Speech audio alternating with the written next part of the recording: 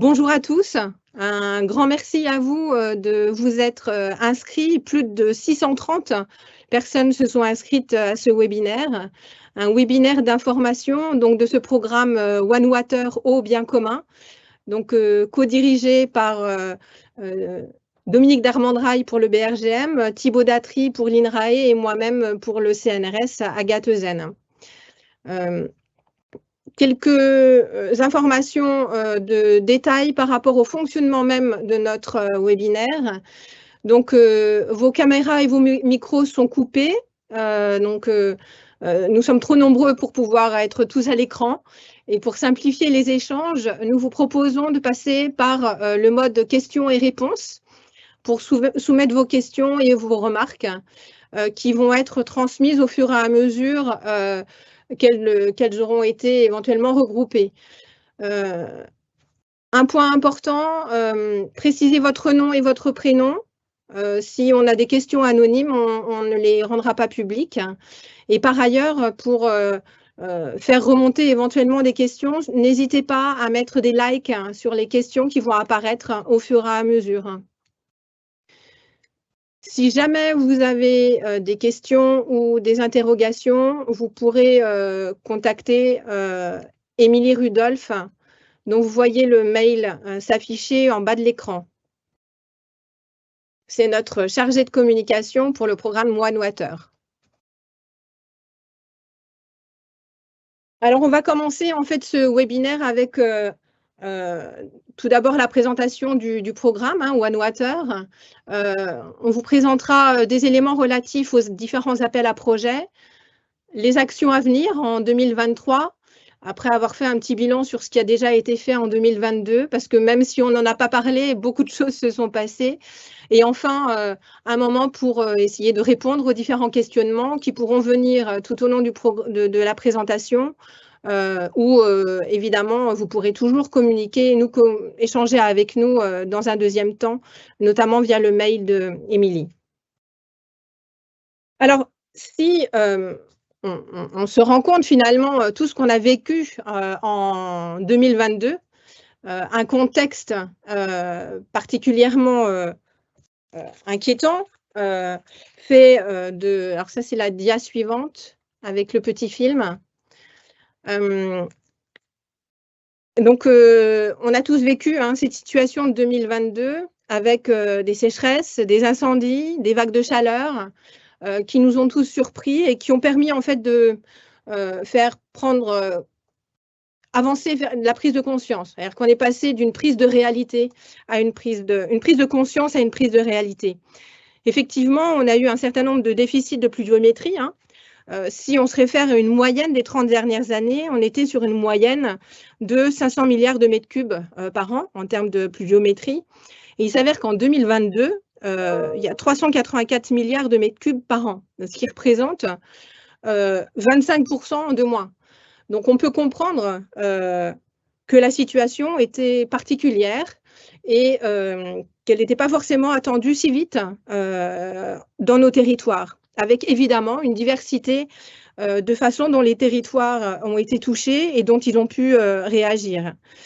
Donc, ce déficit de pluviométrie, couplé avec les vagues de chaleur importantes, qui ont conduit aussi à des processus d'évapotranspiration importants, était aussi associé à une demande toujours plus grande en eau pour satisfaire les différents usages, tant pour le milieu vivant, pour les cours d'eau, la faune, la flore, que pour les nappes phréatiques. Alors évidemment, les impacts, on les a vus sur la biodiversité, sur les milieux aquatiques, la faune, la flore, mais aussi sur les différents usages. Alors c'était plus ou moins visible. Le petit film que vous allez voir montre l'exemple de l'Albarine. On voit bien que selon les saisons, le cours d'eau est plus ou moins dynamique et plein d'eau. Alors, si ça se voit de façon extrêmement significative sur des eaux de surface, on voit peut-être moins ce qui se passe dans les eaux souterraines. Et pourtant, 70% des différentes communes françaises sont alimentées par de l'eau souterraine. Et c'est là qu'on peut le voir. Un certain nombre de communes ont été victimes de coupures d'alimentation en eau potable, ce qui a été une des conséquences qui a causé un certain nombre de problèmes au niveau des usages domestiques. Évidemment, le développement des cultures n'a pas permis des rendements aussi bénéfiques qu'on aurait pu le souhaiter. Et puis, il y a d'autres usages. Au-delà d'activités industrielles, il y a les activités énergétiques et notamment la nécessité d'arrêter certaines centrales nucléaires dans la mesure où il n'y avait pas suffisamment d'eau pour le processus de refroidissement. Alors, il faut savoir que de façon particulièrement surprenante, déjà en novembre 2022, on avait encore 48 départements qui étaient en restriction, dont 23 en crise sur les arrêtés préfectoraux. Et aujourd'hui, ce jour, le 20 janvier, on a encore 8 départements en restriction. Et cela malgré les différentes pluies de ces derniers jours.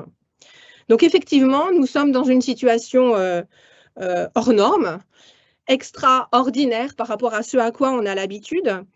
Et c'est un petit peu ce qu'on avait évoqué dans le cadre de la proposition de ce programme. Cet exemple de ce qui s'est passé en 2022, finalement, est peut-être le début d'une évolution, tout au moins d'une trajectoire qu'il va falloir prendre en considération pour satisfaire les besoins et du coup reconsidérer l'eau, non plus en fonction des besoins et des usages de façon spécifique, mais l'eau pour ce qu'elle est et peut-être adapter nos usages en fonction de la disponibilité et de la qualité de cette ressource. Alors, on voit bien, la dia suivante va nous montrer que les enjeux scientifiques et de territoire sont extrêmement importants et c'est ce vers quoi ce programme va essayer de répondre. Alors, il s'agit d'améliorer les compétences en modélisation hydroclimatique pour les prévisions et les projections aux échelles de temps et d'espace qui soient complètement adaptées. Il s'agit de décrire et de prédire les impacts des processus naturels et anthropiques sur la quantité et la qualité de l'eau. Elles doivent être associées et mises en corrélation. Il s'agit d'identifier et de mieux comprendre les temps de réponse des socio-hydrosystèmes aux changements globaux à toutes les échelles. Donc, pour cela, on va considérer un système de gouvernance de l'eau, le faire évoluer, essayer de l'accompagner pour adapter les besoins, les usages, les pressions, les enjeux sur les territoires et faciliter le bon état des milieux pour le développement des sociétés humaines dans les territoires et en fonction de leur singularité au regard des changements plus globaux. Dans ce cadre-là, on va tenter de promouvoir des stratégies et des prises de décision donc, qui soient basées sur les dernières connaissances, des preuves scientifiques et des données partagées. Et pour développer ces nouvelles approches au regard de la diversité des données qui peuvent déjà exister, il s'agit de prendre en compte une approche beaucoup plus holistique, intégrée, considérant les dynamiques entre les bassins, et cela en focalisant sur le territoire français, qu'il soit métropolitain ou ultramarin. La science de la durabilité est une des façons qui va favoriser, selon nous, et qui va être développée dans ce programme, un dialogue entre la science et la société pour apporter des réponses ensemble qui soient co-construites et au service de tous. Donc, ce programme One Water, qui est un programme exploratoire prioritaire de recherche, porte sur 10 ans. Donc, il a été lancé le 16 mars 2022 officiellement et il est à la fois copiloté par le CNRS, le BRGM et l'INRAE et 10 partenaires académiques, l'IFREMER, l'IRD, Météo France, les universités de Bordeaux, Grenoble-Alpes, Lyon 1, Montpellier, Rennes 1, Strasbourg et Toulouse.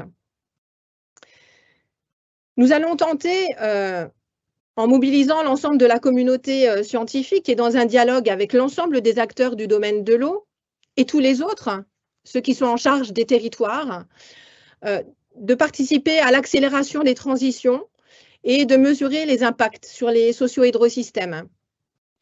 De répondre aux différents défis actuels qu'on a pu évoquer déjà, mais aussi futurs, et reconnaître l'eau douce continentale comme un bien commun, qui est un des points qui nous semble assez essentiel pour appréhender et envisager les années futures.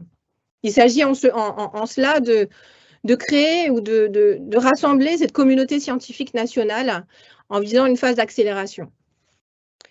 Dans la diapo suivante, Thibaut va nous présenter maintenant les 6 grands défis qui animent ce programme One Water. Merci Agathe. Alors One Water est construit autour de 6 grands défis scientifiques, le numéro 5 et 6, 2 donc, étant transverses. Diapo suivante. Donc le premier défi, c'est prédire pour anticiper. L'objet est l'anticipation de l'évolution de la ressource en eau pour permettre l'adaptation des territoires à leur singularité. L'objectif, c'est de développer les prévisions en se basant sur un réseau d'observation et de modélisation hydroclimatique intégrant les pressions anthropiques dans les territoires. Parmi les mots-clés importants, prévision saisonnière, modélisation, lysimétrie, assimilation, analyse historique, anthropisation, sauvegarde des données. Les co-facilitateurs de ce défi, c'est Florence Abetz du CNRS et Simon Meunier de Météo France. Diapo suivante. Le défi 2. Donc, empreinte eau. L'objet est une empreinte conjointe des activités humaines et des processus environnementaux sur la quantité, mais aussi sur la qualité de l'eau. L'objectif étant d'établir un nouveau paradigme d'empreinte qui relie les pressions anthropiques, leurs conséquences sur les hydrosystèmes et les écosystèmes aquatiques tout au long du continuum terre-mer. Les mots-clés, empreinte, pression, quantité, qualité, hydrosystème, cycle, terre-mer, cadre réglementaire. Co-facilitateur, Jean-Rénal de Druzy, l'Université de Rennes 1, CNRS. Prochaine diapo. Le défi 3. L'eau comme une sentinelle.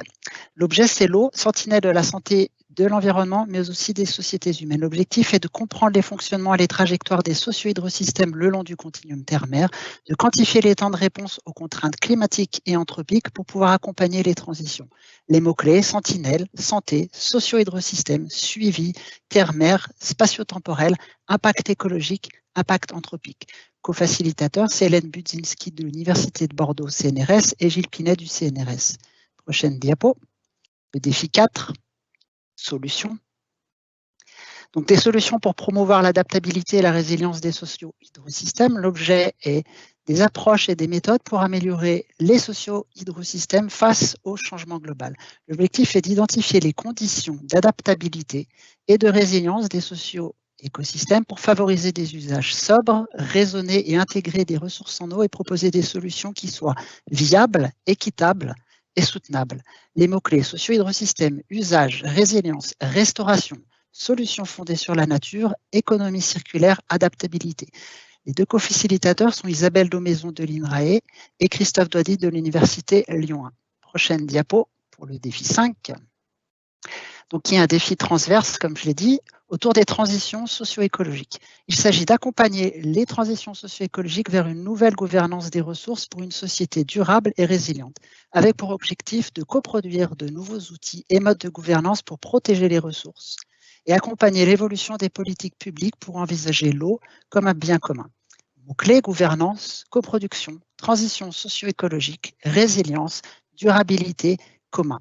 Les 3 co-facilitateurs sont Catherine Baron de l'Université de Toulouse, Olivier Barreto, INRAE, Université de Montpellier, et Goélan Imfeld de l'Université de Strasbourg, CNRS. La prochaine diapo pour le défi 6, le deuxième défi transverse, les données sur l'eau. L'objet, le partage, l'accessibilité et la compréhension des données sur l'eau et les socio-écosystèmes.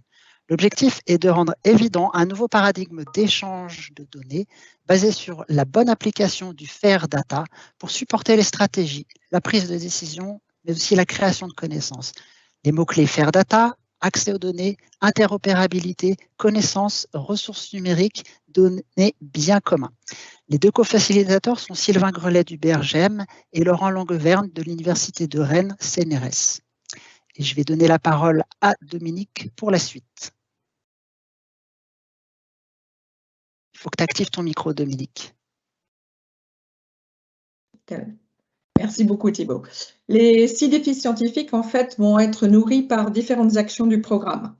Vous avez déjà vu au moins un des appels qui a été lancé, donc nous aurons des projets qui vont être financés par ces appels OneWater. Le premier étant sur les défis et interdéfis, et nous en prévoyons 3 autres, dont des défis Wolfree Lab que nous aurons aussi l'occasion de vous présenter ultérieurement.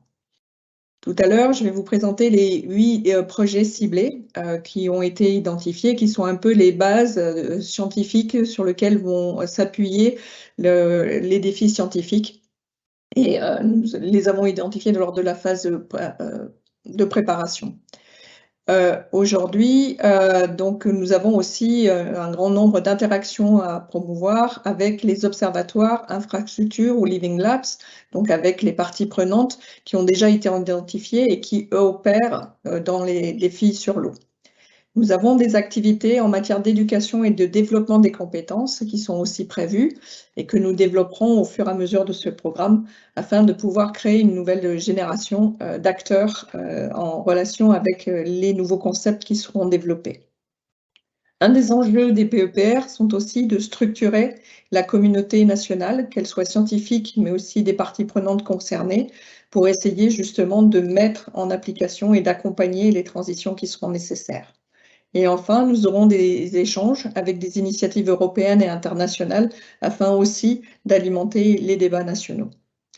Sur la diapositive suivante, vous verrez que donc toutes ces activités vont s'échelonner tout au long du programme qui a commencé en 2022 et s'achèvera en 2031. Sur les appels, nous en avons 4 prévus aujourd'hui. Quand on vous présentera le prochain, le Wolfree Lab, eh bien, nous commencerons par un pilote que Thibaut vous présentera. Idem pour les projets ciblés, on va commencer par des ateliers de cadrage qui vont permettre de collecter, d'échanger et de mettre en activité, en connexion, les différentes parties prenantes et les communautés, afin de voir comment on va pouvoir déployer des activités pour pouvoir permettre de trouver des solutions et de construire co-construire des réponses, et ce qui nécessitera pour un certain nombre d'entre eux d'avoir des boucles de rétroaction. Nous aurons des échanges et des journées annuelles sur le côté, et ça nous permettra, dès le mois de juillet prochain, de pouvoir commencer à présenter un certain nombre d'interactions et d'alimenter les débats autour des défis et interdéfis. On envisage aussi 2 conférences internationales tout au long de ce programme. Pour ce qui est des activités d'éducation et de développement des compétences, eh bien, nous focaliserons sur les acteurs économiques, mais aussi les acteurs socio-économiques, et avec des focus particuliers sur les écoles doctorales pour nous permettre là aussi de créer cette génération de jeunes chercheurs. Et puis, pour le suivi, nous aurons le conseil scientifique et un comité multi-utilisateur, le think tank, qui vont être mis en place afin de nous assister. Et cette collaboration internationale. Sur le suivant, eh bien, les 8 projets ciblés qui constituent un peu ce socle qui nous est nécessaire pour pouvoir donc répondre aux défis scientifiques présentés par Thibaut sont au nombre de 8. Le premier va viser à déployer des équipements qui sont nécessaires au projet pour pouvoir justement développer la recherche qui sera nécessaire aux défis scientifiques. Le projet ciblé numéro 2, il se focalise sur l'estimation passée de la ressource en eau en France afin de pouvoir se prédire à l'échelle saisonnière. Ce qui veut dire qu'il a un objectif de mieux connaître la variabilité de la ressource en eau, les conditions d'occurrence des phénomènes extrêmes qui peuvent impacter et donc, in fine, mieux anticiper les situations à risque. Le projet ciblé numéro 3, qui porte donc sur l'utilisation d'observatoires de long terme, qu'on appelle Living Labs, qui ont été mis en place pour certains depuis plus de 40 ans, dans différents contextes géographiques, géologiques, climatiques, socio-économiques sur le territoire français. Et ils sont là pour pouvoir aider à développer, tester et valider la co-construction d'approches multi-acteurs intégrées et pluridisciplinaires qui sera mis en place dans OneWater et donc répondre à ces défis. Le projet ciblé numéro 4, qu'on appelle Empreinte, donc il va s'appuyer sur la notion aujourd'hui bien développée d'empreinte quantitative de l'eau, mais son objectif est de définir un concept d'empreinte exhaustive de l'eau, en intégrant l'ensemble de ces dimensions, et ainsi relié par une approche compréhensive des forçages de la ressource, donc par exemple la limitation des flux et des intrants chimiques, et les impacts sur la qualité de l'eau, la qualité des milieux, la santé des écosystèmes, jusqu'aux impacts sur l'impact sur la société et la santé. Donc l'idée là est de un peu dépasser des approches corrélatives qu'on l'on connaît pour proposer une démarche qui est un peu plus mécanistique, basée sur les processus de transfert et la réactivité des éléments biogéochimiques, des contaminants, mais aussi leur interaction avec les écosystèmes. Et ça devrait nous permettre de revisiter un petit peu les approches et les métriques qui sont utilisées notamment dans le cadre de la directive 4 sur l'eau. Sur le projet ciblé numéro 5, sur la slide suivante, il s'agit là de réfléchir à la mise en place de méthodes et de procédures qui vont collecter, archiver, conserver et rendre disponibles des échantillons d'eau et leurs analyses pour les différents acteurs de l'eau, mais aussi pour les générations futures, afin que ces échantillons puissent être réanalysés ultérieurement avec de nouvelles méthodes chimiques, biologiques, physiques, biochimiques ou statistiques. Et donc, le projet pourrait aboutir à un cahier des charges pour la réalisation d'une aquatech à visée nationale avec un mode de fonctionnement pérenne et un mode économique durable. Le projet ciblé numéro 6, qui a pour objectif de tester des solutions, qu'elles soient fondées sur la nature, qu'elles soient techniques, technologiques, autour de l'économie circulaire ou de nouveaux modes de gouvernance, et pour pouvoir promouvoir donc l'adaptabilité et la résilience des socio-hydrosystèmes. Et pour cela, il va falloir identifier des dispositifs nécessaires et tester ces métriques, modèles et outils développés dans les autres projets ciblés et suivre cela dans le cadre du projet ciblé numéro 6. Le numéro 7, il s'agit d'accompagner les transitions socio-écologiques. Il s'agit là de générer de façon transdisciplinaire des bases pour de nouveaux modes originaux de gouvernance de l'eau. Et ceci en considérant l'eau, ses usages, ses services et ses fonctions dans le cadre d'une approche holistique, interbassin, transfrontalière, intersectorielle et comparative, et en discutant des apports des sciences de la durabilité et de la co-construction des connaissances en impliquant l'ensemble des parties prenantes. Et enfin, le dernier projet ciblé, donc il s'agit de développer une plateforme sur les données OneWater. Et il s'agit là de fournir les moyens pour partager l'accès à l'ensemble des données eau qui soient pertinentes pour pouvoir adresser les défis liés à l'eau. Et les besoins sont assez importants, notamment du fait de la diversité des types de données, des méthodes de traitement et aussi des sources de production. Sur la diapo suivante. Après donc ces éléments un peu plus sur le cadre scientifique, on va passer donc à ce que nous avons mis en place dans le cadre de 2022. Et ça a commencé par la gouvernance du programme OneWater. Donc vous voyez sur le transparent en vert clair, il s'agit en fait des éléments que nous avons mis en place au sein du programme pour son bon fonctionnement, avec le CODIR, représenté par donc Agathe Thibault et moi-même, et nous sommes assistés donc par un comité de programme, le CODEFI, dans lequel nous retrouvons donc les co-facilitateurs des défis, mais aussi les coordonnateurs des projets ciblés. Et nous appuierons tous sur le secrétariat opérationnel, donc qui sera constitué à terme par 3 personnes, et dont Émilie, dont vous avez les coordonnées aujourd'hui pour la communication. Nous allons, de ce côté-là, nous appuyer aussi sur le comité institutionnel, c'est-à-dire les partenaires engagés depuis le début sur le programme, donc les 3 institutions pilotes et les 10 partenaires dans ce G13. Et nous avons aussi en place le comité exécutif des institutions pilotes, dans lequel sont représentées les directions générales des 3 établissements pilotes et qui effectivement valident l'ensemble des décisions qui sont prises et qui assurent la relation institutionnelle forte au sein de ce programme. Et puis enfin, en bleu clair, vous avez nos 2 instances de conseil, à savoir le comité scientifique international, qui est pluridisciplinaire et composé de 14 personnes, et puis le think tank qui sera mis en place ultérieurement, donc avec des multi-acteurs dont on va voir un petit peu l'illustration sur la composition envisagée. Si on peut passer à la slide suivante, où effectivement, donc, nous aurons une composition qui va se distribuer autour de l'État et des établissements publics pour pouvoir adresser les points relatifs à la politique de l'eau, les collectivités territoriales pour leur implication locale, la filière de l'eau, aussi bien sur la distribution que sur l'assainissement, les autres filières qui sont usagères de l'eau, à savoir l'industrie, l'agriculture, tout ce qui va être lié au loisir ou l'énergie. Une partie aussi de chercheurs en connexion avec l'ensemble de ces parties prenantes, les ONG et autres associations qui peuvent être impliquées dans cette gestion, et puis des intervenants aussi européens et internationaux afin de permettre de se connecter aux différents niveaux de mise en œuvre.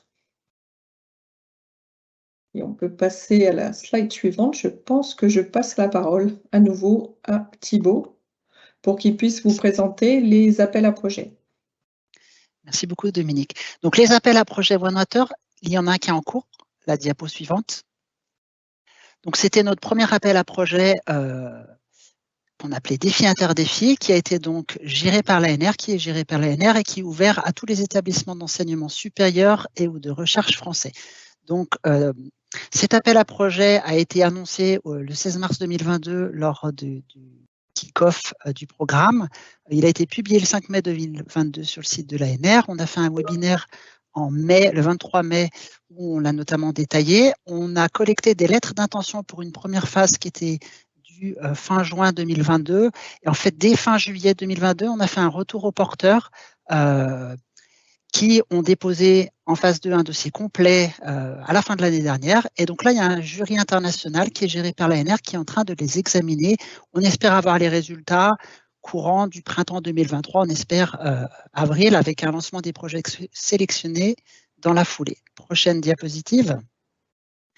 Donc, malgré, comme vous le savez, les conditions un petit peu compliquées de démarrage des PEPR et notamment des PEPR de la première vague, ça a été un appel extrêmement attractif. Sans doute du format innovant, on se situe entre les appels classiques de l'ANR et les gros appels européens en termes de budget, en termes de taille de consortium et en termes de périmètre. On a reçu 68 lettres d'intention représentant un budget de 85 millions en demande d'aide. Pour rappel, on a un budget de 53 millions pour 10 ans et sur cet appel, on a un budget de 8 millions. Donc forcément, ça a été un petit peu sélectif.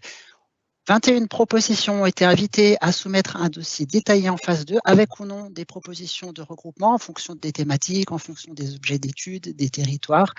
Et ce qui est en cours, c'est une évaluation des projets qui ont été soumis en phase 2 par un jury international indépendant et géré par l'ANR.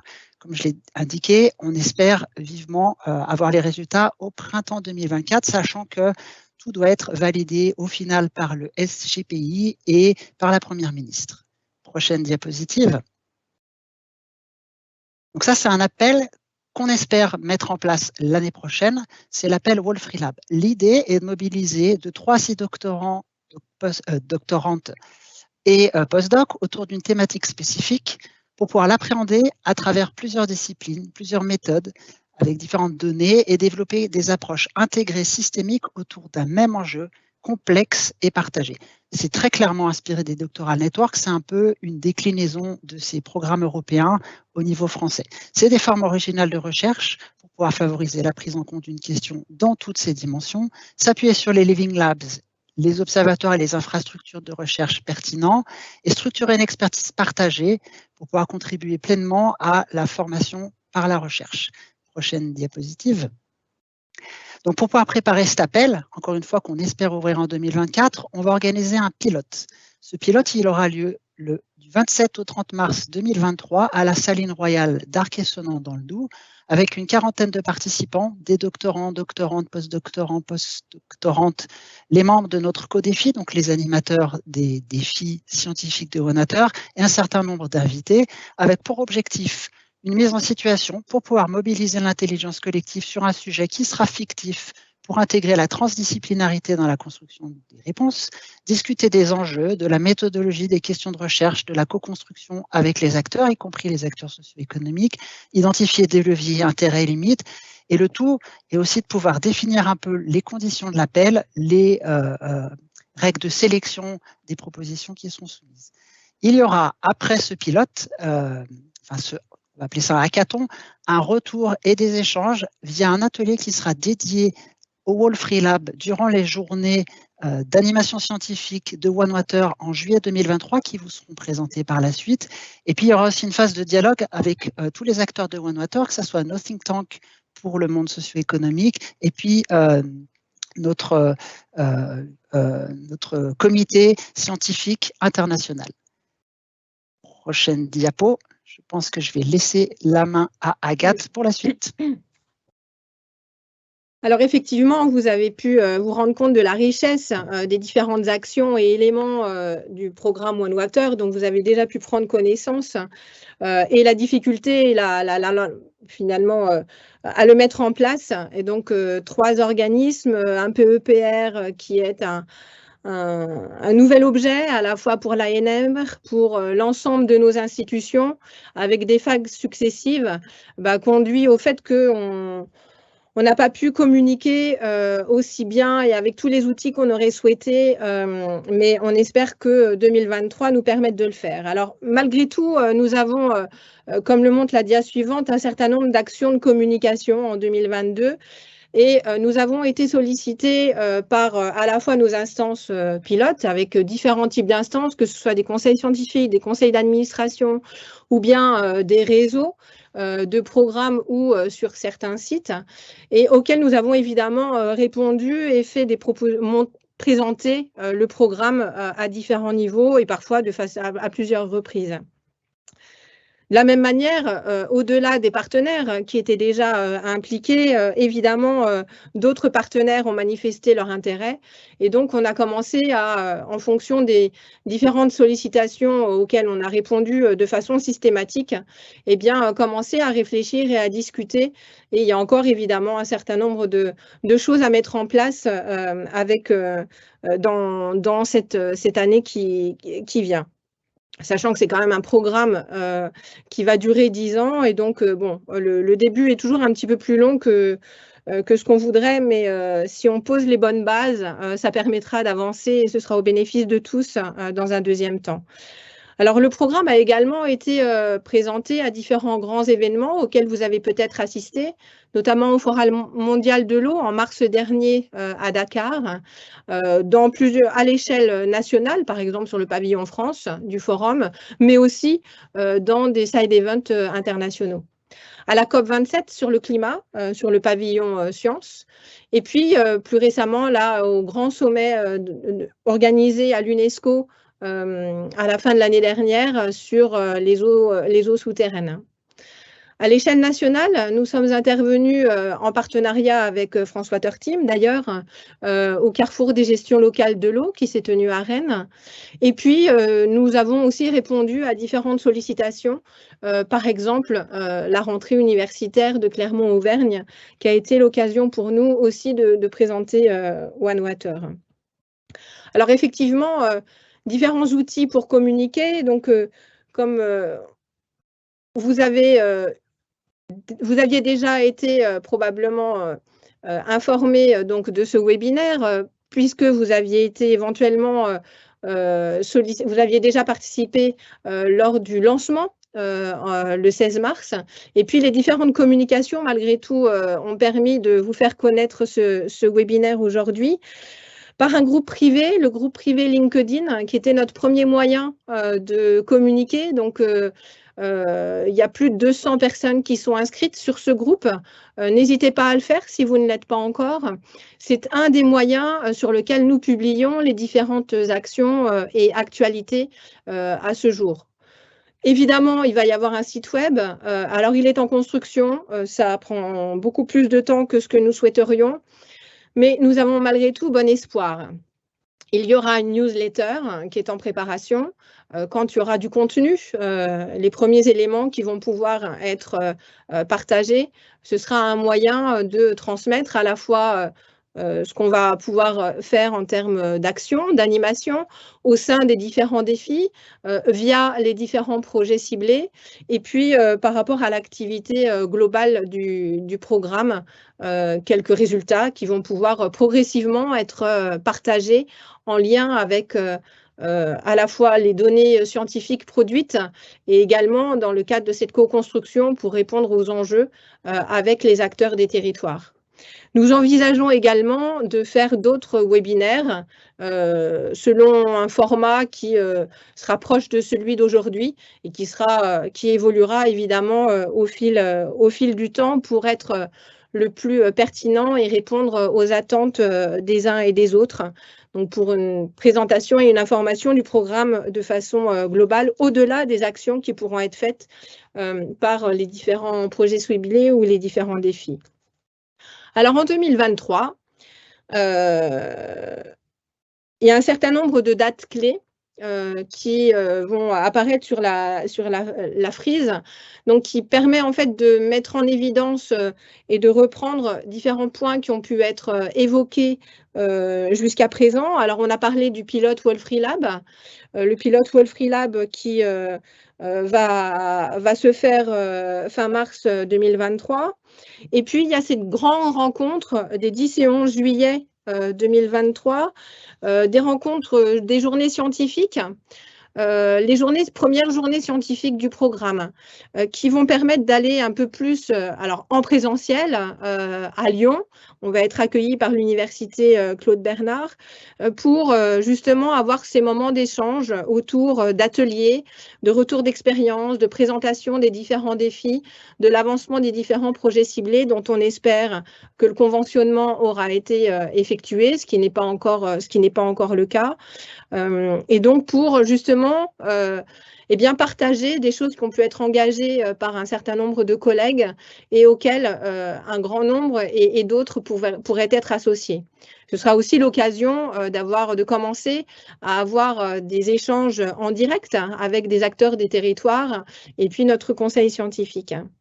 Un certain nombre de workshops vont pouvoir être lancés et organisés à travers l'avancement du conventionnement des PC, donc des projets ciblés qui vont pouvoir être lancés et qui vont venir progressivement alimenter les défis à travers les différents apports des uns et des autres. Et puis, comme l'a dit Thibaut, on espère pouvoir lancer, en tout cas on fait tout pour lancer l'appel Wolfree Lab en 2024. Donc finalement, nos prochains rendez-vous, vous allez recevoir, si vous vous êtes inscrit, ou en tout cas, c'est évidemment, n'hésitez pas à le faire dès maintenant ou si ce n'est pas déjà fait, et à transmettre l'information autour de vous. Vous serez informés de la façon dont vous pourrez vous inscrire pour participer aux premières journées scientifiques du programme, donc des 10, 11 et 12 juillet 2023 à Lyon. Mettez ça déjà dans vos tablettes et ce sera vraiment un moment d'échange en direct avec les uns et les autres pour pouvoir contribuer et participer à cette grande aventure sur l'eau qu'on va commencer ensemble et pour laquelle on va essayer de produire un certain nombre d'éléments pour accompagner les transitions qui vont être nécessaires pour répondre aux enjeux qui sont les nôtres aujourd'hui par rapport à la thématique de l'eau, aux changements globaux et qui soient d'ailleurs scientifiques que par rapport aux enjeux dans les territoires. Nous en avons terminé quant à la présentation d'un certain nombre d'éléments. Beaucoup de questions ont été posées et donc Dominique vous avez dû en voir un certain nombre. Dominique va nous faire remonter puis on va y répondre au fur et à mesure.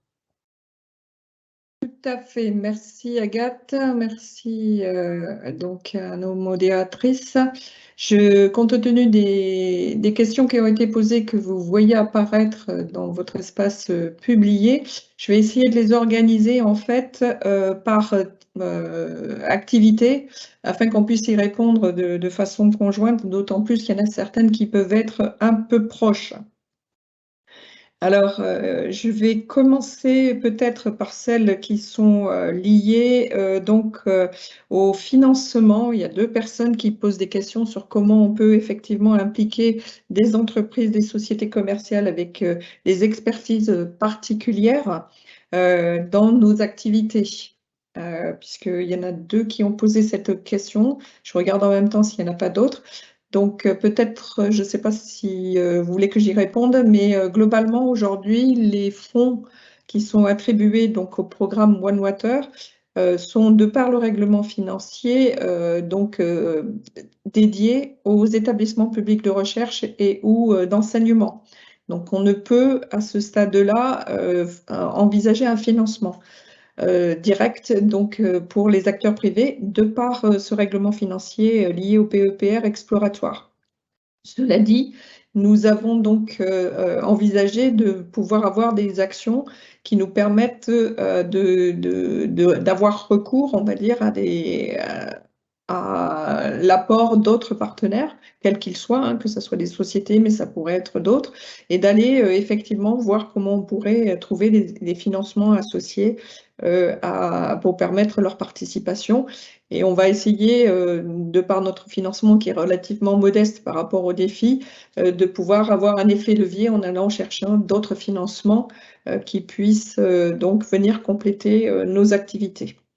Je ne sais pas si Agathe ou Thibaut voulaient répondre autre chose, faites-moi un signe. Si c'est le cas, dans ces cas-là, je vais vous proposer de passer aux questions qui sont liées donc à l'appel. Je vais peut-être proposer à Thibaut de répondre d'un coup. Il est demandé quand c'est que donc est-ce qu'on a la liste et le nombre des propositions qui ont été soumises en étape 2 sur cet appel numéro 1, quand c'est qu'on aura donc les réponses finales. Et puis, je pense qu'il y a quelqu'un qui parle du premier appel en 2023 ou 2024. C'est plutôt le second appel qui aura lieu. Tout à fait. Donc, pour répondre à la première question, non, on n'a aucune idée. Encore une fois, c'est l'ANR qui, aux manettes, nous, on le saura quand le jury aura fait sa sélection et reviendra vers l'ANR qui reviendra vers nous. Pour répondre à la question suivante, après cette étape-là, il faudra que la sélection soit validée par le SGPI, comme je le disais, et donc par la Première ministre. Donc, ça prendra un petit peu plus de temps. On était au départ, on pensait qu'on pourrait annoncer les résultats en mars. Ça va sans doute être au mois d'avril. Mais là encore, on ne maîtrise pas. C'est vraiment pas nous qui sommes aux manettes. Et puis oui, je pense que la question, elle était sur l'appel. Il y a eu un appel en 2022. Il y aura un appel en 2026, a priori défi interdéfi, le second appel du même style que celui de l'année dernière. Et entre les deux, je l'ai dit, on espère en 2024, un appel Wall Free Lab qu'on est en train de construire. Justement, Thibaut, il y a des questions qui sont liées au Wall Free Lab. Je propose qu'on les traite dans la foulée, à savoir comment se font les invitations pour la réunion du pilote du Wall Free Lab. Je résume tout pour voir si tu peux y répondre d'un seul tenant.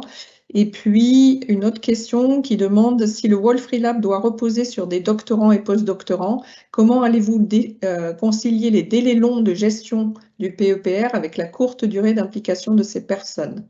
Donc, je suppose que c'est lié à l'intégration des résultats des doctorants et des post-doctorants dans les activités et les impacts du programme. Voilà pour les 2 questions autour du Wall Free Lab. Pour répondre d'abord à cette deuxième question, en fait, comme vous l'avez compris, le programme, il a différents outils pour l'alimenter. Il y a les appels ouverts, il y a les projets ciblés. Parmi les appels ouverts, il y a les appels interdéfis, etc. Il y a les appels Wall Free Lab. Donc, en fait, au même titre que les autres, les travaux qui vont émerger, les connaissances, les données qui vont émerger des projets Wall Free Lab, ils vont directement alimenter les défis scientifiques et c'est autour de ces défis qu'il va y avoir une animation, une intégration et une synthèse des connaissances. Donc, ils sont très clairement là pour alimenter le programme, mais aussi pour développer l'éducation par la recherche. Quant à la première question, il y a deux choses différentes. Il y a le pilote qui est un hackathon, donc avec un nombre réduit de participants qui doivent comprendre justement ces animateurs défis. Donc c'est déjà une dizaine de personnes, une douzaine de personnes. Donc là, les invitations entre guillemets sont fermées, elles sont en priorité pour les animateurs, ce qu'on appelle notre co-défi.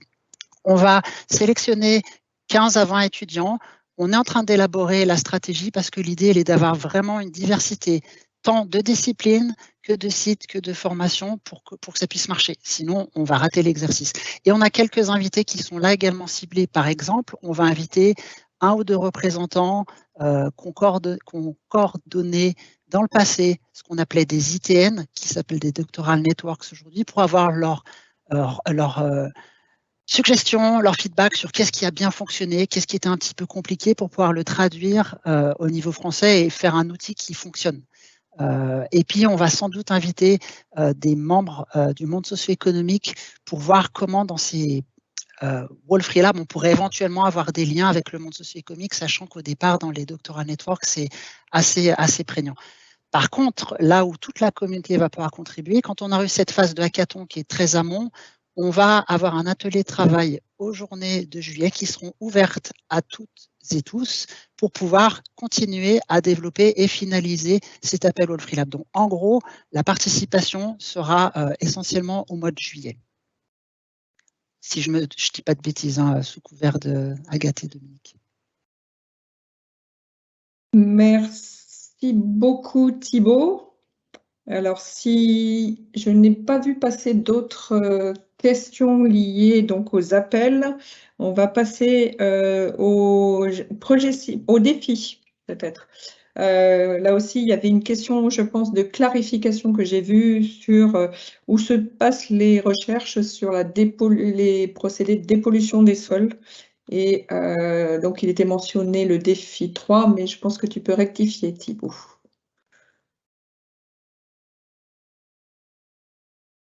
C'est plutôt le défi 4. On ne t'entend plus, tu es coupé. Oups, désolé. Oui, c'est tout à fait ça.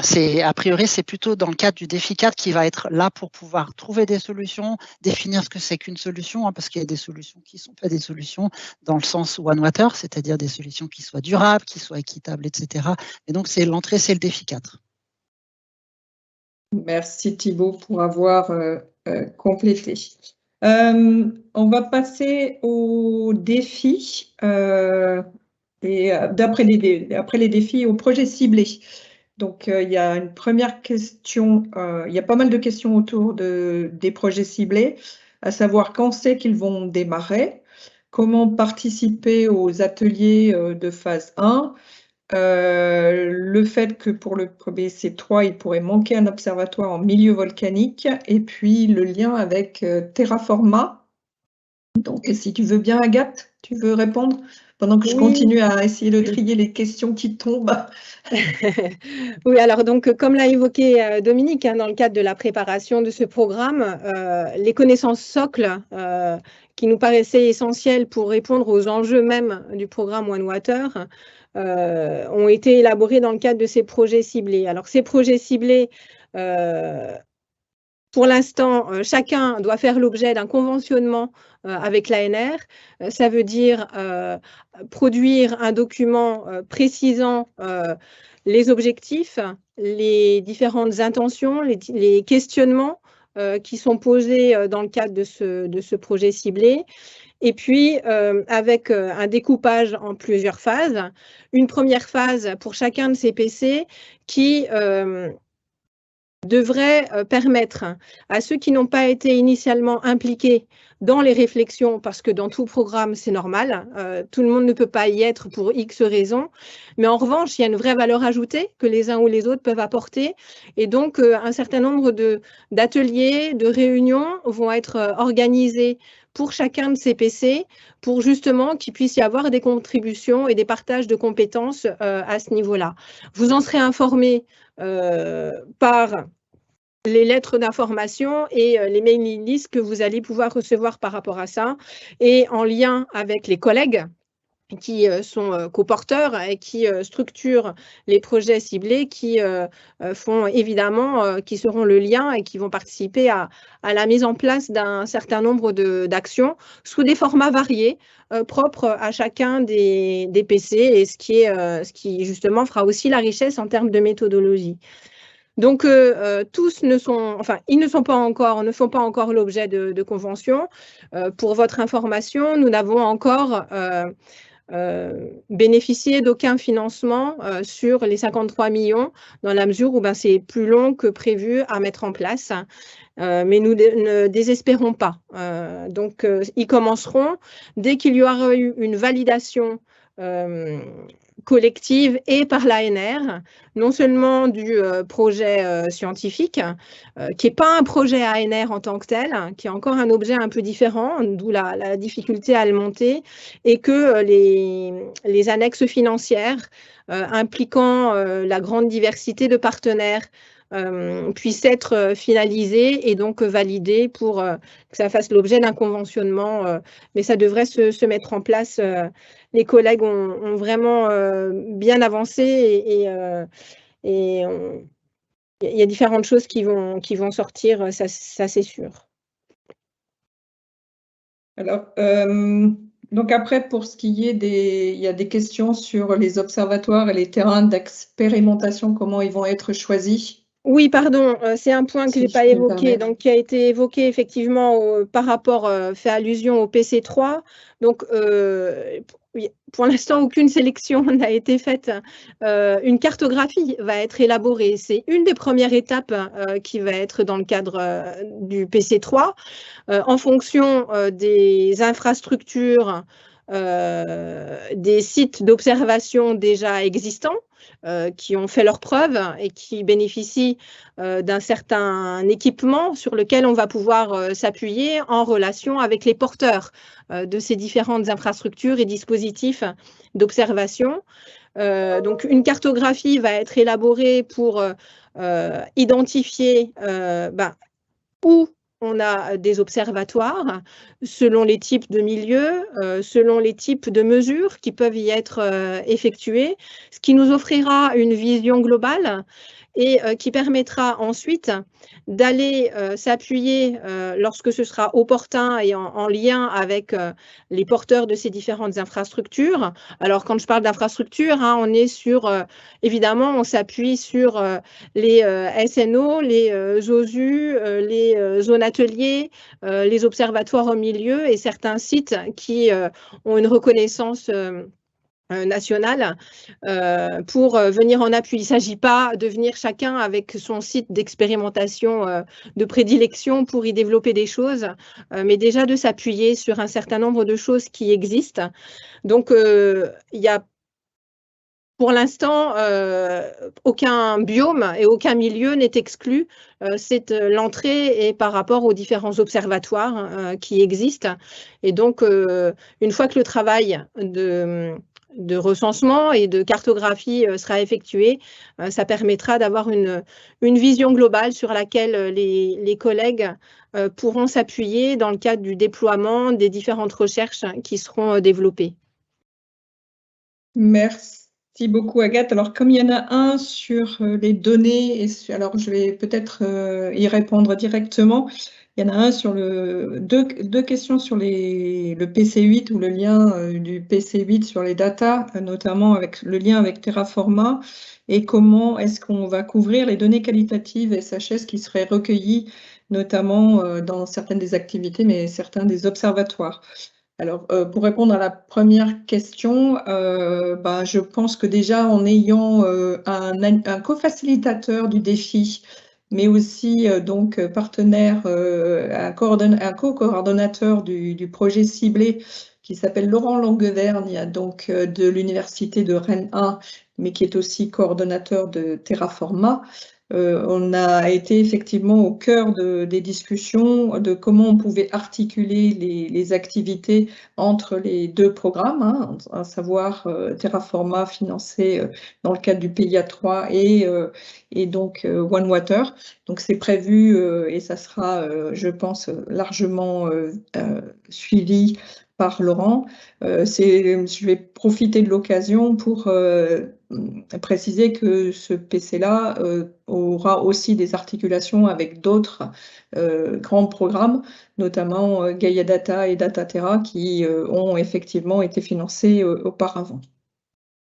Et puis j'en profite pour traiter une des questions, comment on va s'articuler scientifiquement entre ce PEPR et les autres PEPR. Donc peut-être Thibaut ou Agathe, vous voulez répondre, mais globalement c'est bien identifié. On a identifié effectivement les PEPR qui nous sont proches et qui auront des activités intéressantes. On va peut-être pouvoir citer Fer Carbone, par exemple, avec qui nous avons déjà lancé des discussions, vu qu'ils ont été acceptés en même temps que nous lors de la première vague.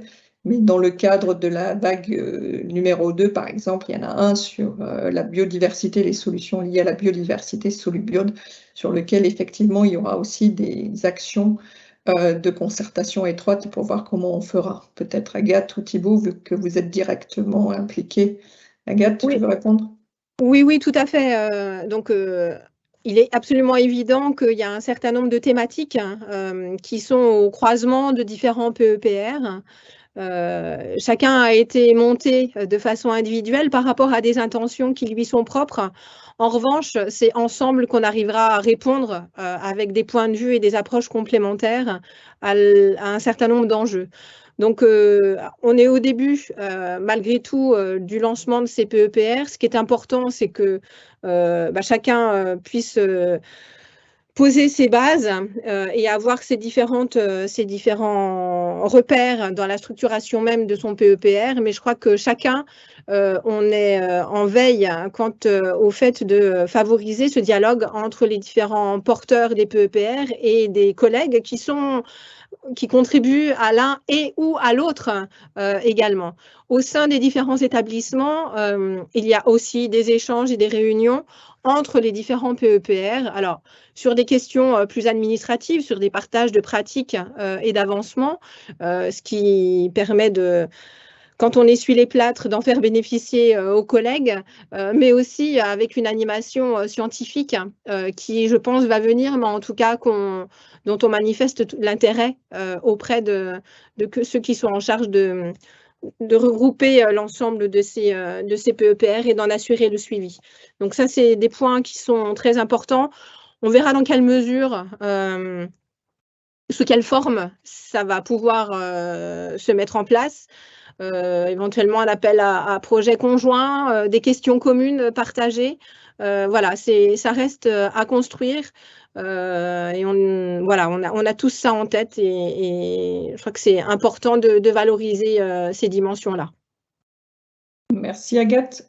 Pour finir, pour répondre sur les données qualitatives, effectivement, elles sont prévues, elles sont dans le périmètre de ce que l'on souhaite pouvoir donc intégrer dans le cadre du DEFI6 et du PC8. Comme je ne suis pas vraiment une spécialiste, j'ai cru comprendre qu'il y aurait quand même aussi à faire un effort de structuration et de catalogage pour savoir effectivement qu'est-ce qu'on va vouloir collecter et puis remettre à disposition, mais définitivement, ça fait partie du périmètre sur lequel il y aura des travaux à réaliser. Pour avoir traité donc les questions liées au PC, au projet ciblé, je vous propose que l'on passe plutôt aux aspects de gouvernance, puisqu'on a une série de questions qui sont liées au rôle des co-facilitateurs. Peut-être, je ne sais pas si vous voulez l'un de vous en parler, sachant qu'après, il y a des questions sur le contenu, la représentation du think tank et comment faire participer certains. Donc, sur les co-facilitateurs, Thibaut? Moi, je peux répondre rapidement, en fait, parce qu'on l'a quand même bien défini dans la convention de pilotage. Donc, les co-facilitateurs, on les appelle le co-défi, c'est notre comité de programme. En lien avec nous, leur objectif, il va être de mettre en œuvre la stratégie scientifique et la feuille de route du programme, évidemment validée par les institutions pilotes, d'assurer l'animation scientifique au sein des défis. C'est vraiment le squelette de OneWater CCC défis, en coordinant, avec une coordination des actions On en parlait tout à l'heure, que ce soit des projets ciblés, des projets qui sortent des appels à projets, des projets Wolfree Lab, des actions de formation, etc. Mobiliser les différents résultats scientifiques issus des actions du programme pour les intégrer, pour atteindre les objectifs de One Water, être force de proposition pour apporter des réponses aux attendus de One Water, pour une gestion durable, équitable et viable de l'eau dans les territoires, assurer un bon déploiement des ressources et des moyens des partenaires sur chacune des activités, en lien avec les défis scientifiques qu'elles animent, et puis suivre les résultats des actions du BPR, notamment les livrables touchant à leurs défis. Donc c'est assez cadré. Merci beaucoup Thibaut. Maintenant, on va parler du think tank et donc de ce comité multi-utilisateur.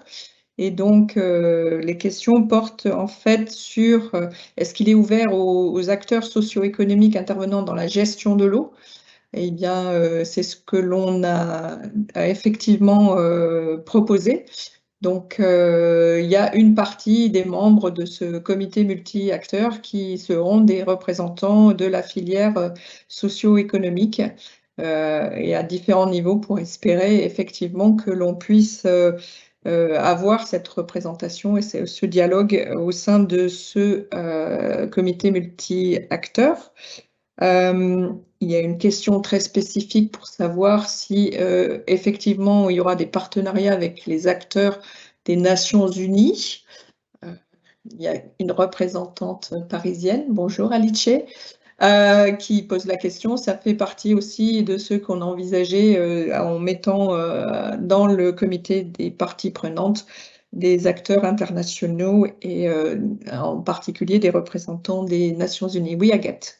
Peut-être pour compléter, il y a un grand nombre de dispositifs qui ont été mis en place en France déjà depuis un petit moment et qui est dans la réglementation, qui permet d'avoir des représentants de l'ensemble de la société civile sous toutes ses formes. Alors, je pense au Comité national de l'eau, par exemple.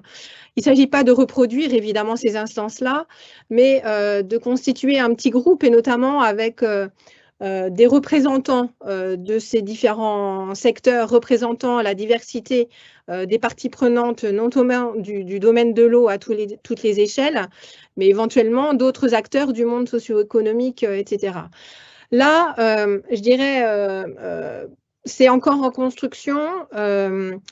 On ne pourra pas être trop nombreux, tout le monde ne pourra pas y être en tant que tel, mais en revanche, il faut qu'on arrive à trouver la façon dont on va pouvoir travailler, échanger, communiquer, partager les connaissances et voir dans quelle mesure elles sont en lien et en réponse aux différents enjeux sur les territoires, comment elles peuvent être appropriées et déployées en fonction de la singularité des territoires, etc. Donc, on est à la fois sur une méthodologie à développer, à imaginer pour favoriser ce lien de dialogue entre des scientifiques et des acteurs du domaine de l'eau, des acteurs du territoire, d'horizons variés et très diversifiés. Et donc, là, les choses vont se mettre en place progressivement. Merci Agathe, effectivement, j'allais dire, on va aussi utiliser les têtes de pont qu'on peut avoir de ces groupes qui existent déjà. Et ça va me permettre de répondre à une question spécifique vis-à-vis du lien vis-à-vis d'Alenvie. Le GTO continental d'Alenvie peut-il participer aux réflexions en étant co-animatrice du GT, je pense qu'on essaiera, dès qu'on sera un petit peu lancé, effectivement, on jouera ce rôle de co-animation ou qu'on pourra avoir entre le GTO continental d'Alenvie et le programme, sachant que les fonctions de ce GTO continental ne sont pas nécessairement les mêmes, mais il n'empêche que ça réunit un certain nombre de partenaires que l'on a, voire au-delà de ces partenaires, j'allais dire, totalement impliqués, mais on fera effectivement une participation effective sur le sujet. On a encore des questions, je pense, maintenant liées plutôt aux actions de formation ou d'acculturation. Donc, il y avait une question un peu spécifique pour savoir si on envisageait une action à destination des fonds d'investissement. Sur de l'action de compétences et formation, pour le moment, je pense que ce n'était pas vraiment quelque chose qu'on envisageait directement vis-à-vis des fonds d'investissement. Par contre, il y avait un petit commentaire derrière s'agissant qu'il y avait très peu de start-up de l'eau financées par manque d'appétence et de connaissance des investisseurs. Donc, ça serait le fait de les former pourrait effectivement les entraîner à aller regarder d'un peu plus près les startups.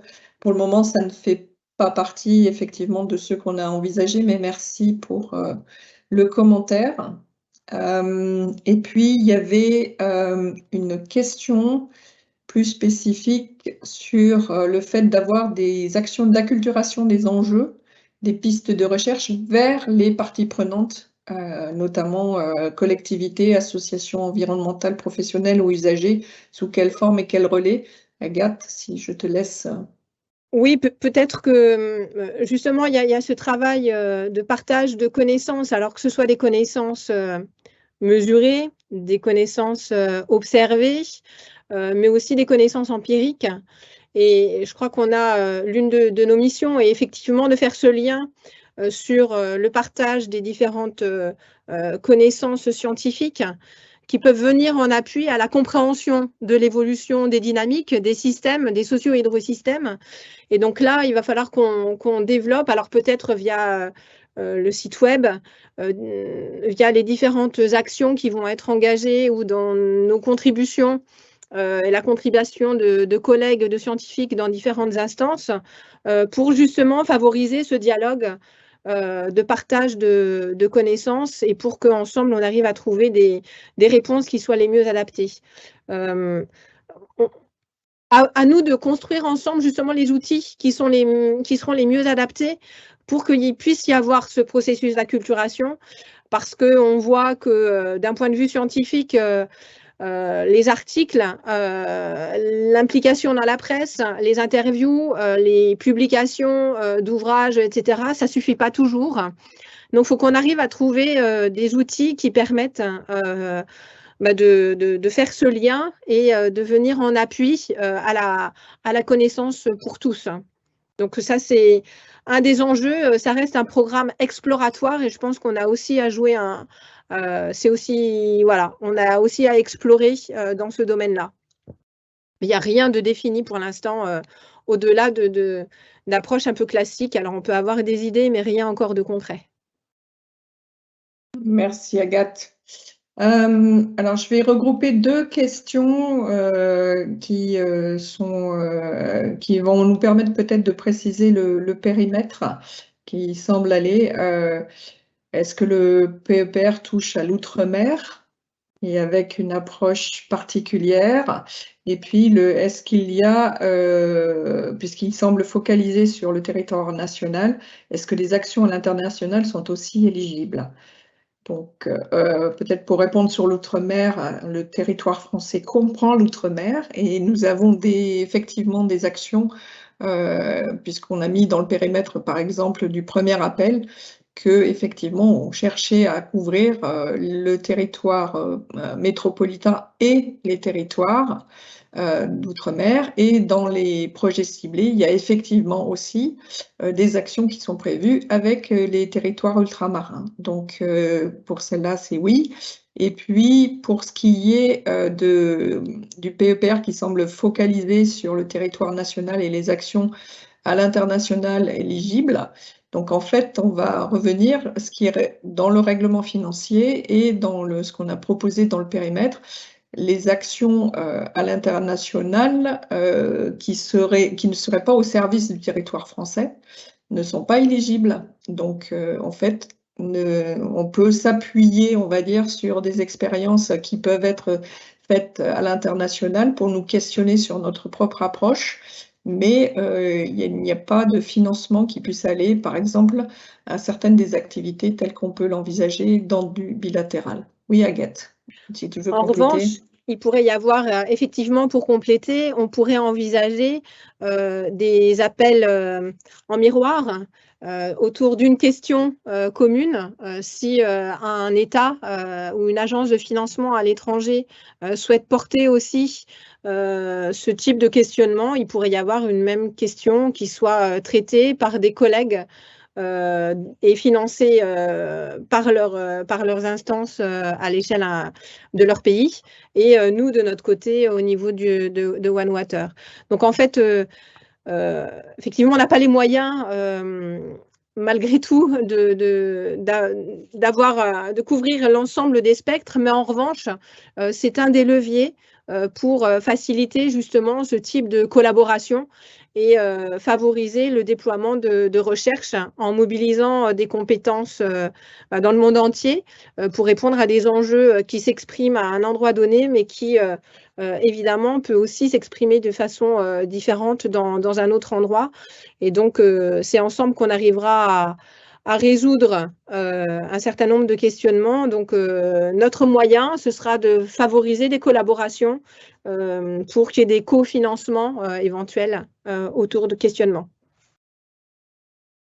Ce qui va pouvoir nous permettre de passer à une autre question qui était de savoir comment nous allions nous articuler avec d'autres programmes européens qui ont les mêmes objectifs, sont cités Water for All et PRIMA, avec par exemple des colloques organisés en même temps.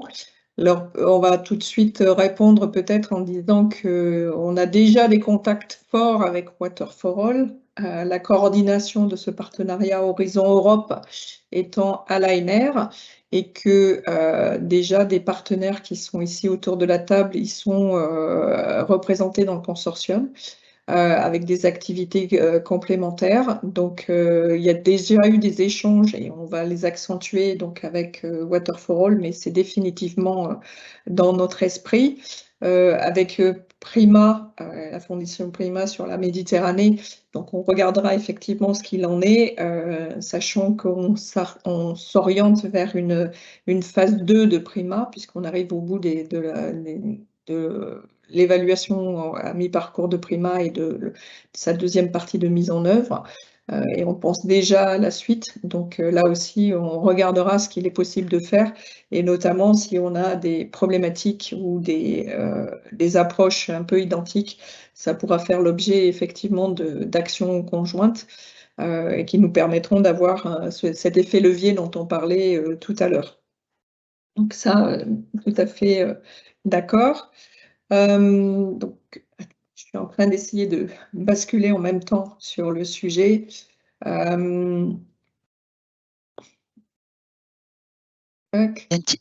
Il reste une question sur Wolfrilab d'Agnès que je peux peut-être essayer de repréciser si c'était pas assez clair. Pendant ce temps-là, je regarde les dernières qui ont été publiées. Voilà, ça te laissera le temps.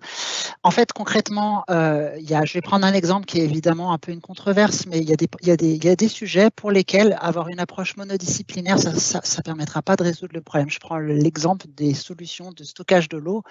Aujourd'hui, pour ne pas parler des bassines, en fait, si on n'est pas capable aujourd'hui d'avoir sur des terrains de jeu communs des gens avec une dimension de modélisation hydrologique, climatologique, hydrogéologique, écologique, de jeu chimique, avec des sciences sociales très fortes, avec des agronomes, on n'arrivera pas à trouver une réponse en fait.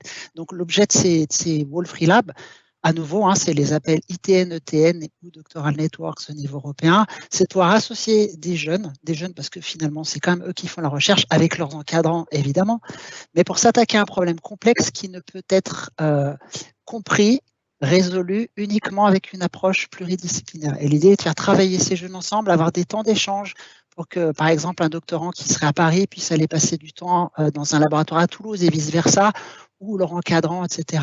Mais l'idée, c'est comme un projet européen, mais au lieu d'avoir des work packages, c'est des doctorants, c'est des sujets de thèse qui travaillent ensemble pour s'attaquer à ce qu'on appelle en anglais un wicked problem. J'espère que ça aide à comprendre un petit peu plus. Ça fait. Et puis donc, vous avez bien compris que ce type d'appel, effectivement, va financer, entre autres, des clusters, des grappes de contrats de doctorants et de postdoctorants. Et donc, les financements associés à ces contrats seront effectivement pris en charge dans le cadre des réponses qui seront sélectionnées dans le cadre de l'appel Wolfrilab. ce qui répond à Olivier à Bordeaux. Donc après, il y avait une question sur la politique du PEPR qui est arrivée en matière de publication open access, recherche DataGouv. Donc ça, effectivement, de par, j'allais dire, l'origine des financements, nous sommes tenus à suivre donc la politique gouvernementale en la question. Donc après, sur les modalités propres de mise en œuvre, si c'est la question qui se pose, pour le moment, on n'en a pas discuté avec l'ANR, mais globalement, c'est la politique de mise en œuvre, c'est celle qui nous est imposée par le gouvernement et le contrat avec l'ANR. Et comme OneWater, c'est aussi le partage des connaissances pour un commun, donc c'est aussi une façon de voir que les connaissances doivent être disponibles au plus grand nombre. Reste là, Agathe, puisqu'il y avait une question autour des définitions bien communs sur laquelle se base le projet. Est-ce qu'il y avait une question sur si on envisageait d'analyser les politiques publiques, rapport entre usagers, inégalité de représentation, structure actuelle de gestion et leur millefeuille? Alors ça, effectivement, ça fait partie du défi 5 et notamment d'un grand nombre d'actions qui sont prévues dans le cadre du projet ciblé qui va venir directement le nourrir. Toute la réflexion sur qu'est-ce qu'un commun, il y a une grande littérature là-dessus qui pose la question de l'eau, mais aussi d'autres types de ressources éventuellement. Et donc, il y a déjà un travail de réflexion qui a été engagé et qui va être approfondi pour voir à quoi cela s'applique et puis comment ça peut se décliner effectivement dans différents contextes au regard des systèmes de gouvernance existants et des systèmes de gouvernance à faire évoluer pour justement qu'on soit dans une logique intégrative de la diversité des acteurs dans toute au-delà de leur représentation, mais dans la diversité aussi de leurs pratiques et de leur dimensionnement, pour que dans les différentes instances locales, elles puissent effectivement être opérables, on va dire, et que ce ne soit pas simplement dans les textes.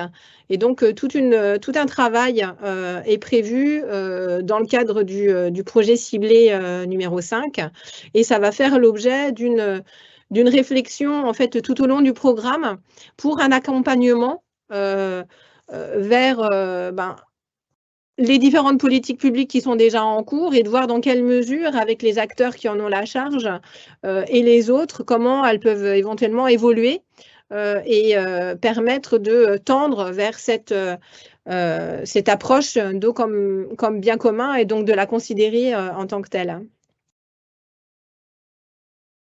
Merci Agathe. Je vois que le flow commence à se tarir un petit peu. On va peut-être regarder les toutes dernières questions. Notamment, il y en a une sur le projet ciblé 3 où on parle d'expérimenter, de tester sur des sites, notamment dans les Living Labs. Et à nouveau, on nous pose la question de savoir si on les a identifiés, travaillant sur le sujet, et est-ce qu'ils doivent être mis en place dans le cadre du PEPR. Donc peut-être on peut réexpliquer, semble-t-il, un petit peu ce qu'on a déjà dit auparavant. Oui, donc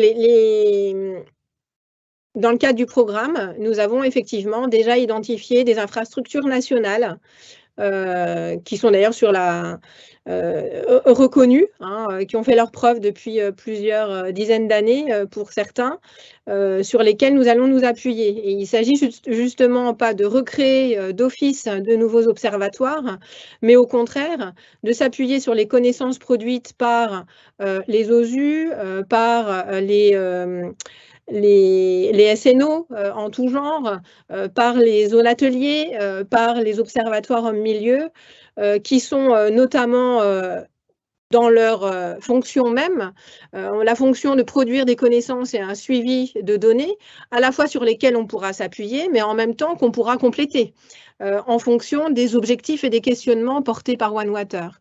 Et d'autres qui ont déjà déployé un certain nombre de méthodologies dans en considérant les socio-écosystèmes de façon spécifique. C'est le cas des zones ateliers et des OHM.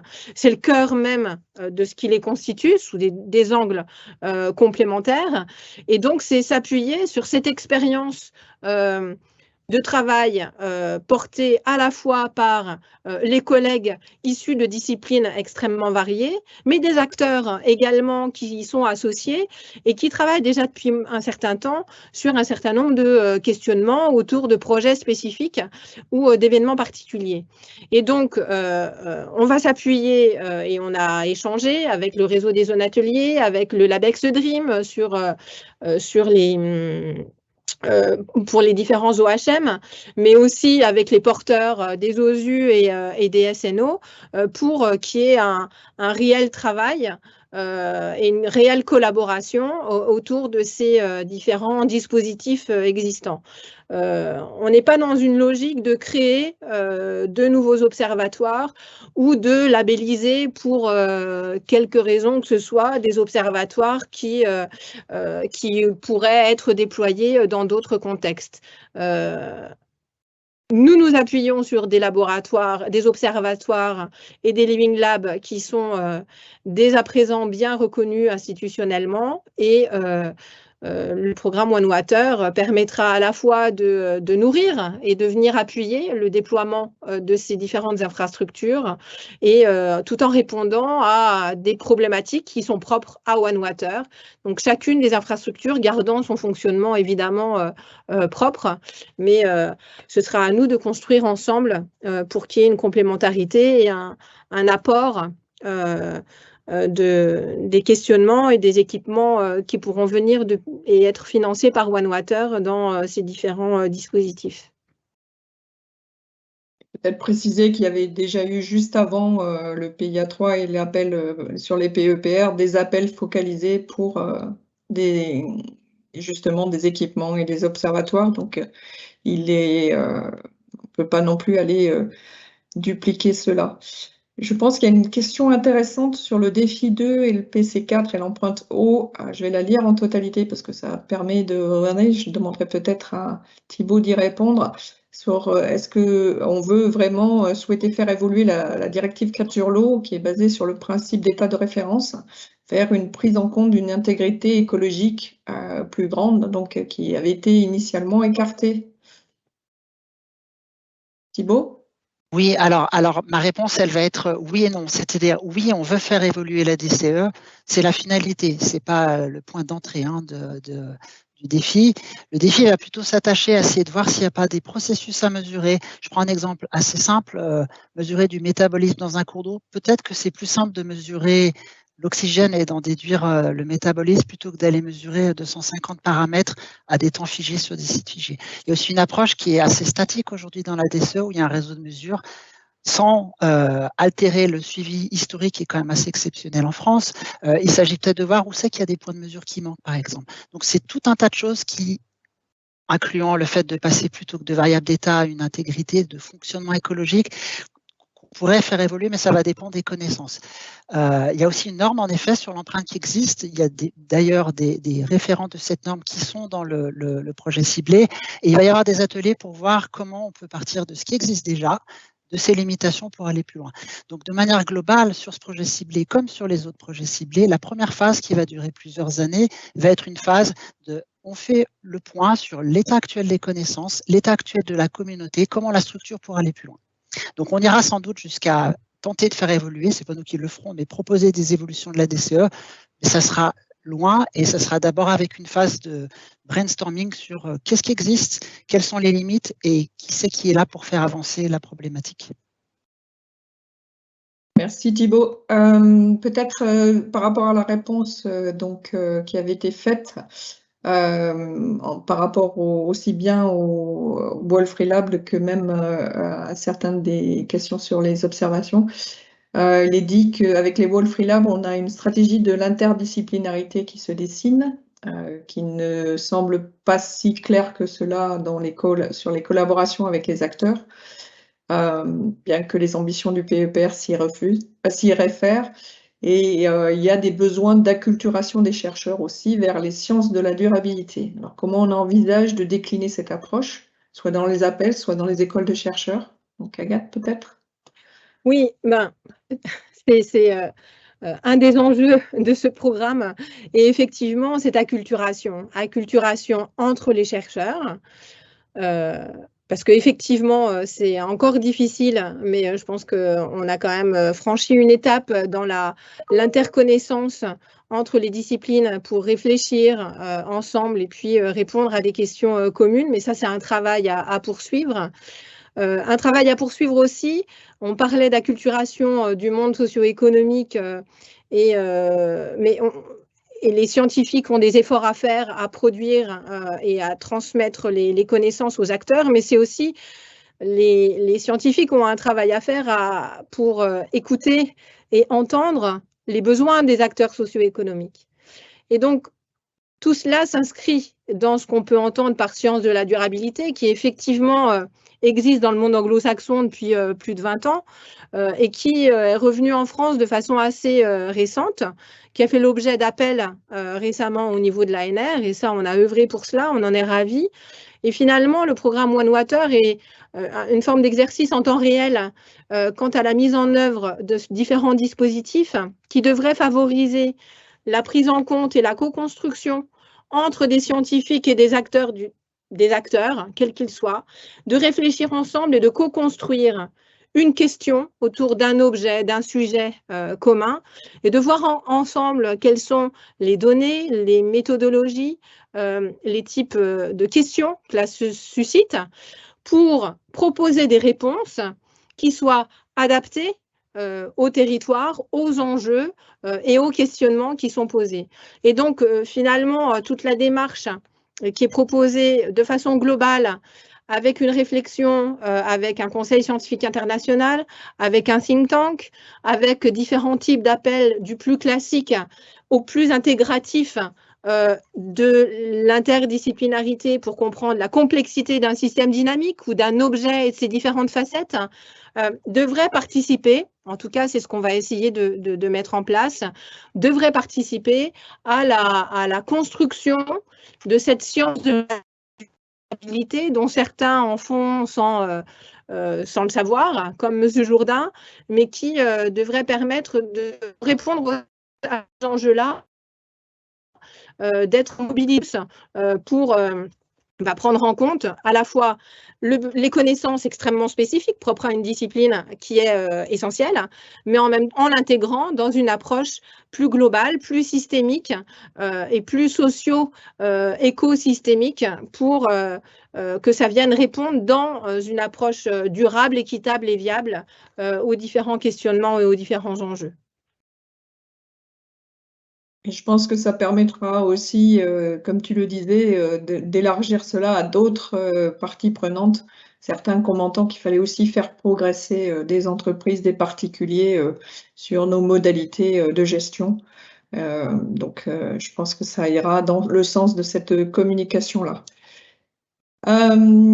Il reste une question à propos de la communication, entendre parler de niveau de nappe, de cours d'eau aux différents GT et comment on intervient. La question, je pense qu'il y a beaucoup de gens qui communiquent déjà sur le sujet. Ça peut nous amener peut-être quelquefois à apporter un commentaire, un éclairage scientifique s'il y avait besoin de le faire. Et effectivement, peut-être on sera amené à le faire dans le futur en tant que collectif. Pour le moment, on est plus encore dans la phase de lancement de toutes nos actions pour permettre d'accompagner tout ce que l'on a prévu de faire. Je ne vois plus de questions nouvelles. On a eu, je vais en profiter à ce stade-là pour remercier ceux qui nous ont aussi envoyé des références en parallèle et que l'on n'a pas publié pour le moment, puisqu'elles s'adressaient aux partenaires du PEPR, ce qui nous semble aussi une bonne chose. On regardera ça de près après le webinaire. Et si je ne vois plus d'autres questions, on va peut-être considérer qu'on y a répondu en totalité et qu'on va pouvoir peut-être conclure. Mais écoutez, peut-être pour conclure, vous remercier.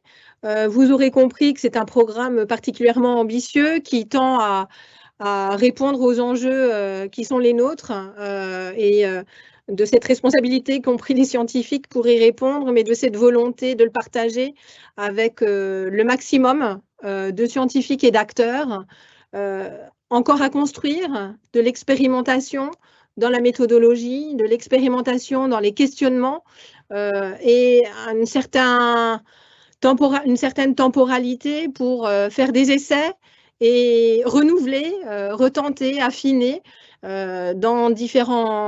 sur différentes approches, avec une veille et une attention particulière à la diversité des usages et des enjeux, à la diversité des territoires et de leur singularité, au regard d'un changement global dont la trajectoire, il va falloir composer avec elle, peut-être aussi participer à l'atténuation d'un certain nombre de dynamiques dans la mesure du possible. En tout cas, ce programme vise à impliquer tous ceux qui le souhaitent, avec des modalités évidemment spécifiques, mais les différents moyens de communication que nous avons souhaité développer entre la mailing list à laquelle vous avez probablement pu vous inscrire. Émilie vous a remis le lien du groupe LinkedIn. Il y aura évidemment une page LinkedIn qui viendra, vous en serez informés. Il y aura une newsletter, il va y avoir ce site web dont on espère la publication le plus vite possible. En tout cas, nous y travaillons et vous serez informés pour pouvoir vous impliquer de différentes façons, en participant à des réflexions, à des groupes d'échange, à des projets de recherche, en répondant aux différents appels et en participant aux différentes actions que l'on va pouvoir mettre en œuvre de façon globale et de façon plus ciblée selon différentes actions et différents acteurs. En tout cas, nous restons à votre écoute et nous vous remercions encore. Merci à tous pour votre participation et la dynamique des questions qui ont été posées, qui, on l'espère, aura permis d'éclairer et de clarifier un certain nombre de choses. Donc, merci beaucoup à tous et à très bientôt.